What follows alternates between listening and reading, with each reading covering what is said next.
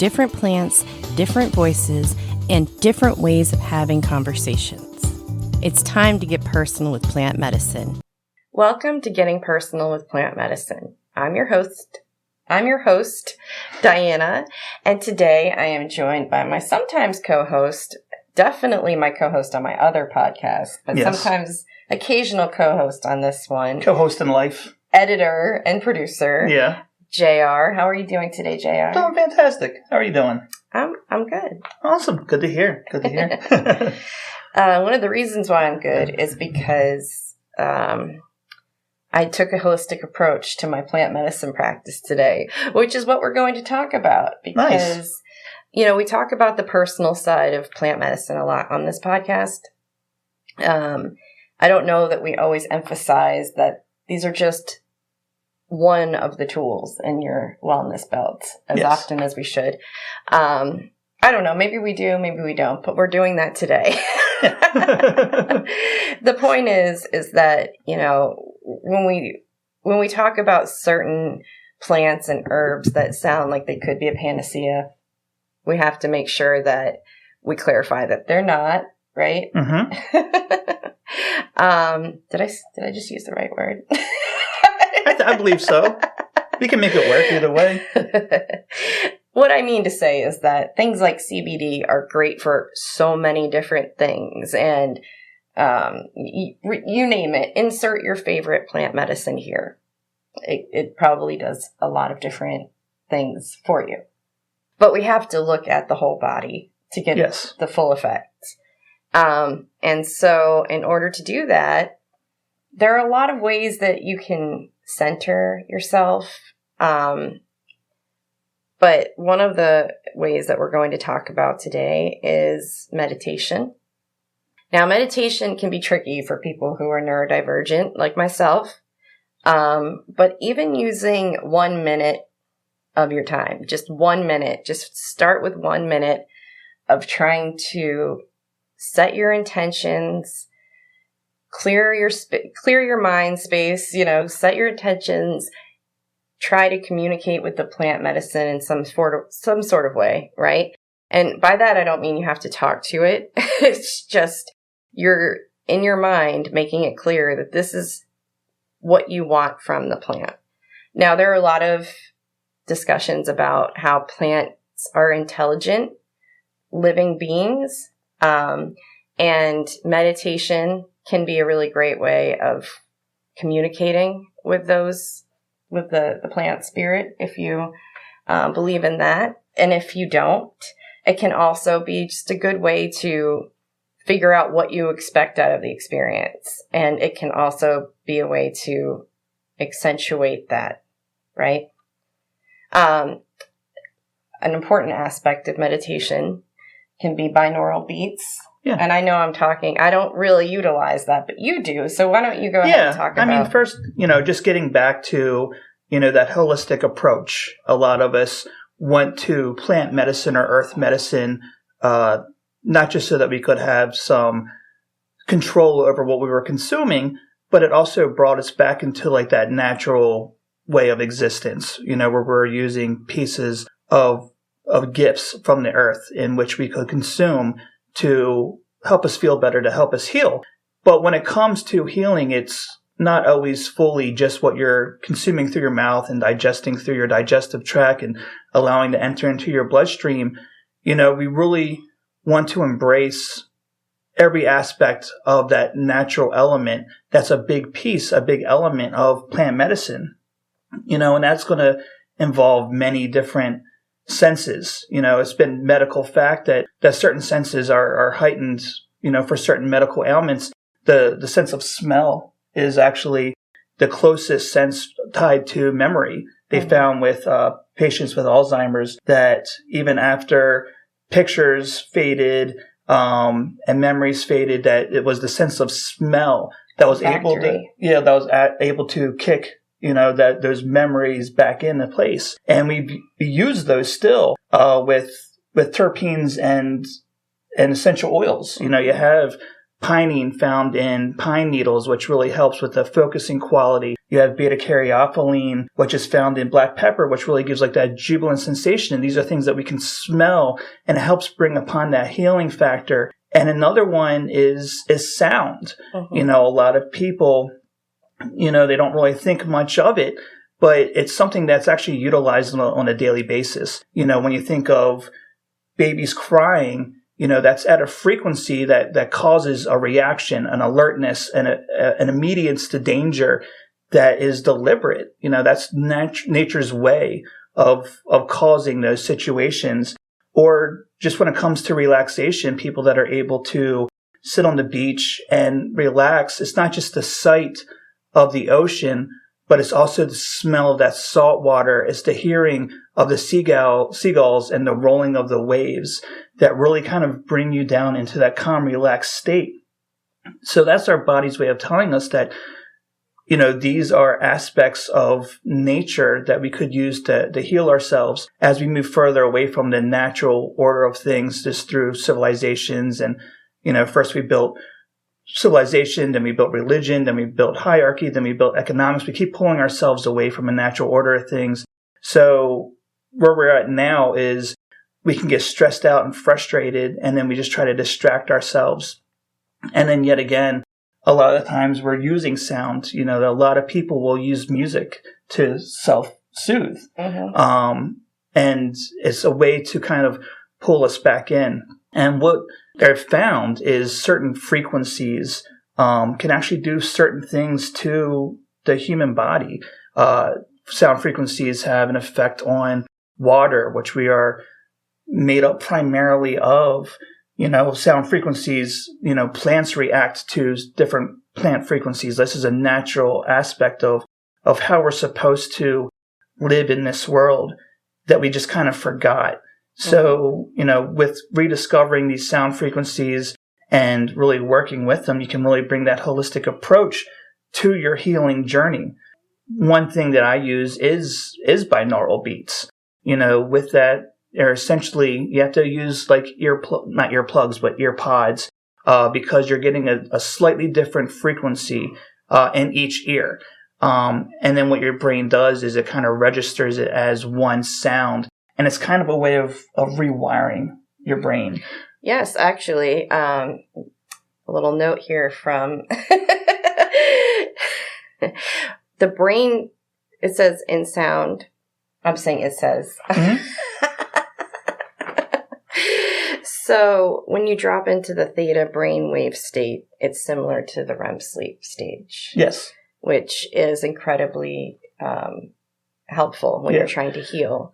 So you start off going to give you that really deep sleep. That's going to actually bypass the what REM is that? stage. It's, what is this REM sleep you speak exactly. of?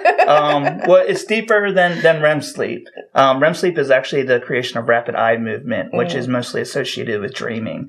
Mm-hmm. So you can start off with delta, which is beyond that. It's that very deep, heavy sleep.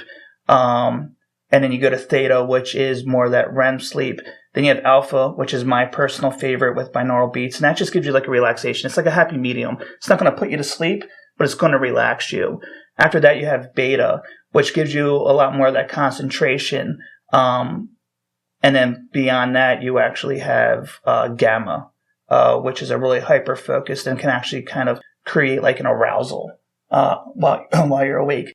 Now, keep in mind with beta and gamma, they can also kind of create an anxiety. So if you're using this for anxiety, I would recommend going with alpha and below. But those other two can be very helpful if you are really trying to focus as well. And also it's not just, because this is something that, yet again, it's created to kind of rewire the brain, where you're listening to this frequency, but in one ear, you're listening to a slightly different frequency than the other. And then what it does is when it hits the brain, your brain kind of registers it as one sound and kind of gives a rewiring factor to kind of help kind of move things along. But there's also just frequencies that you can listen to if you don't have earpods or something like that. Different frequencies causing different situations within the body and the mind. You have everything from 20 to 200 will give much more of that calming relaxation state. This is hertz. So 20 to 200 hertz will give more of a calming and relaxed state. And then you go from 200 to 800, and that's where you're finding more of your healing frequencies. It's been found that certain frequencies within that parameter can help with lowering blood pressure and things like that. And then you have the frequencies above that 800 and more, which is really where you're diving into focus, which actually lands me to my magical frequency that I found. And you may have seen it if you're listening or watching us. You might have found it on the internet, is 852 hertz. It is something that a lot of people have found that's able to help them with their ADHD. I know I don't really talk about it much on this one because I'm not that on this one that much, but on Your Highness I talk about it a lot, where I've had a very difficult time finding something to alleviate ADHD symptoms. And it's something that really anything that's consumed my mouth doesn't really help alleviate outside of pharmaceuticals, which I try to not go down that route. But 852. Not that there's anything wrong with it. It's me personally. You haven't had the best luck with the no, it just doesn't. It's, yeah, meds. But this 852 hertz, it pretty much it quiets your brain. So when you have ADHD, you have multiple different things happening at one time. A lot of people just view it as having a hard time concentrating, and that's not necessarily it. With ADHD, you have a rampant amount of thoughts happening all at once. But you also have moments of just hyper focus, where you can only focus on one thing and you can't pull yourself off of it. With 852 hertz, it's a frequency that absolutely quiets the brain. So if you're actually listening or watching and you think that you may have ADHD, maybe you're, not diagnosed with that yet, but you think that's a possibility, give this a try. Because while it might not work for all people, it can kind of give you some signals. For one, a lot of people that don't have ADHD find the noise incredibly annoying. It's very similar to the emergency broadcast sound. It's a very high-pitched, to some people it can be grating. People that don't have ADHD almost immediately want to turn it off. But people that have ADHD have actually found that it quiets your brain. They are able to experience what it's like to not have constant thoughts at all time. And it's something that I've used and utilized to not just help me focus, but to help me quiet my brain, especially during difficult times when I'm having a lot of racing negative thoughts running through my head. And when it comes to meditation, as you know, and you can speak on when it comes to meditating, a lot of it is that shutting off of your brain.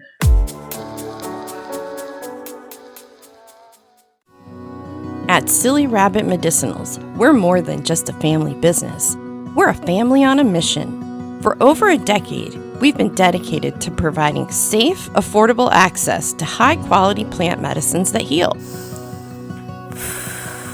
We believe in the power of nature to offer real, lasting healing. That's why every plant we grow is nurtured with intention, and every batch is lab tested to ensure the highest quality and potency. When you choose Silly Rabbit Medicinals, you're not just a customer, you're a family. We take pride in doing good for our community and beyond, offering medicine that truly makes a difference in your wellness journey. To learn more about our products, browse our selection, or connect with us directly, visit sillyrabbitmedicinals.com. That's PSILY, rabbitmedicinals.com, where healing begins with care. Silly Rabbit Medicinals, healing from the heart. Safe, affordable, and always with you in mind.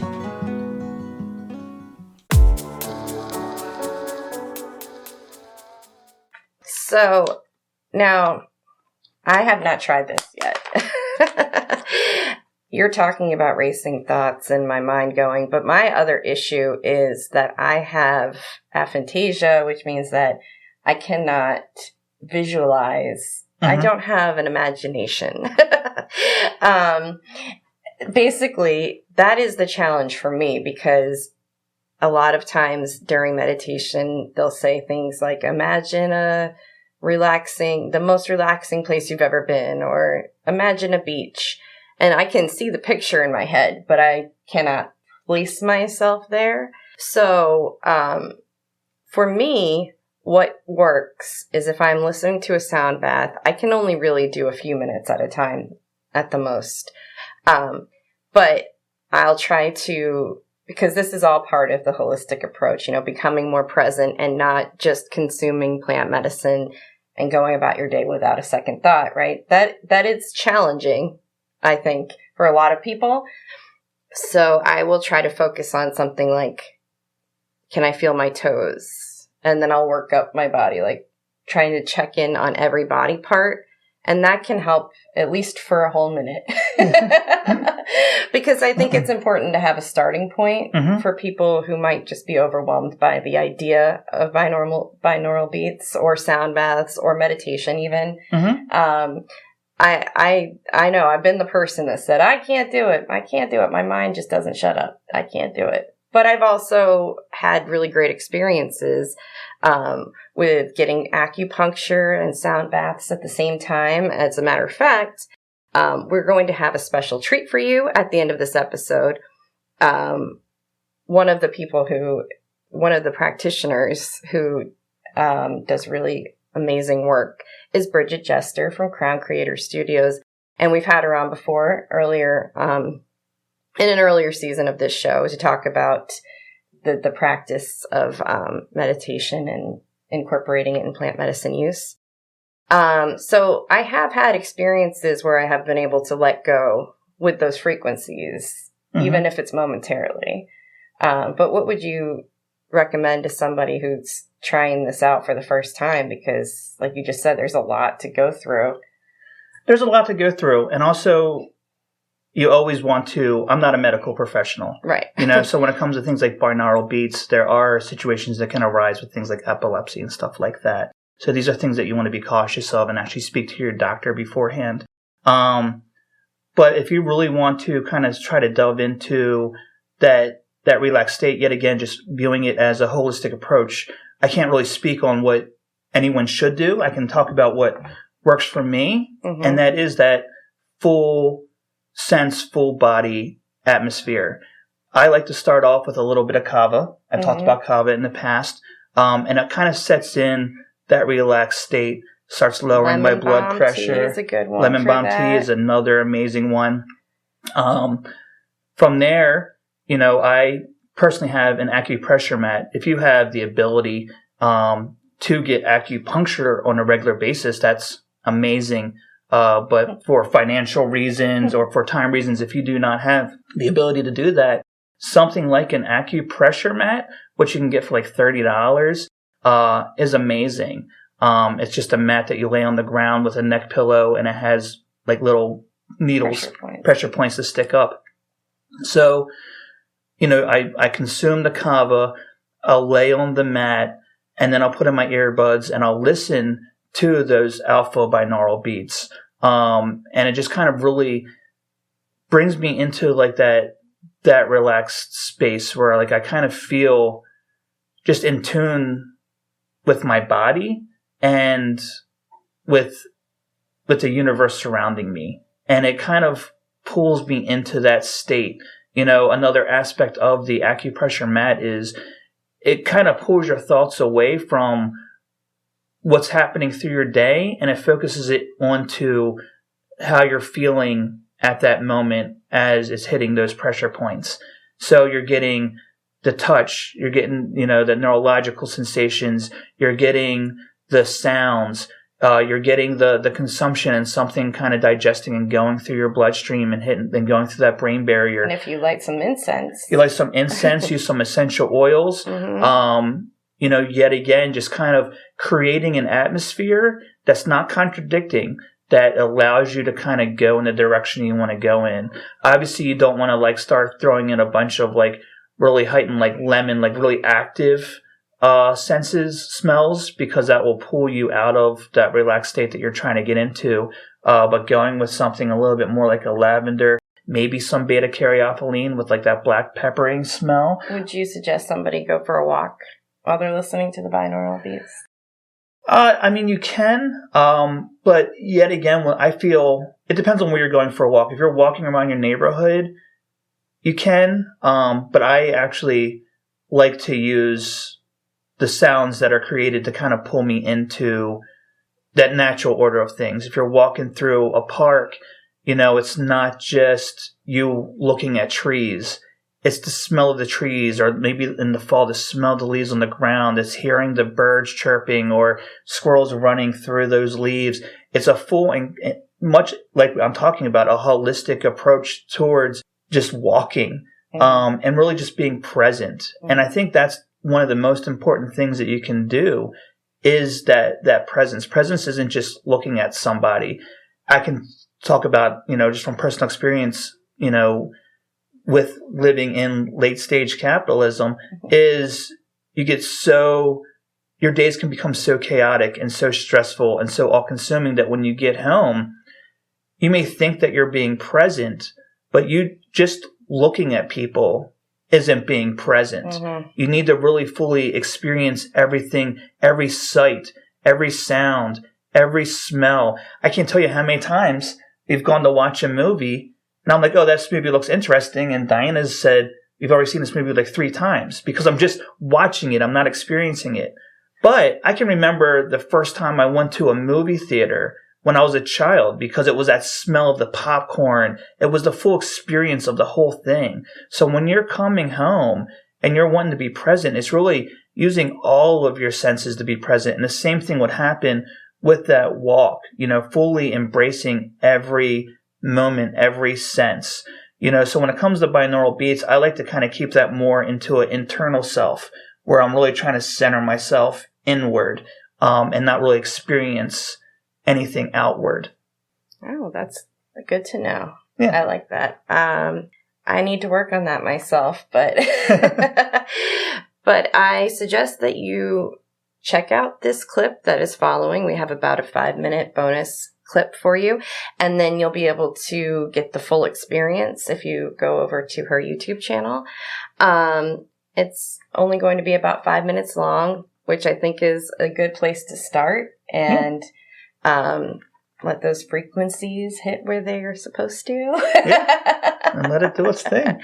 So you'll hear the lovely sound bath from Bridget Jester, and we'll see you next time.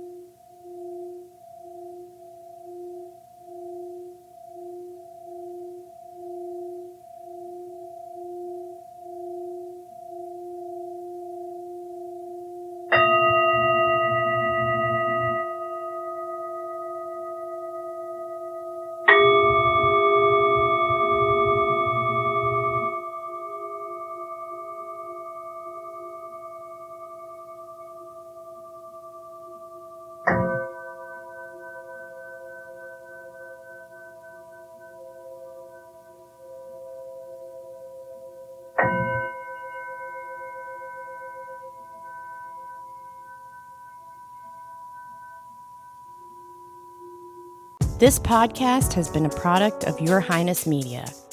Each episode is written, produced, and edited by Your Highness Media. Thank you for listening.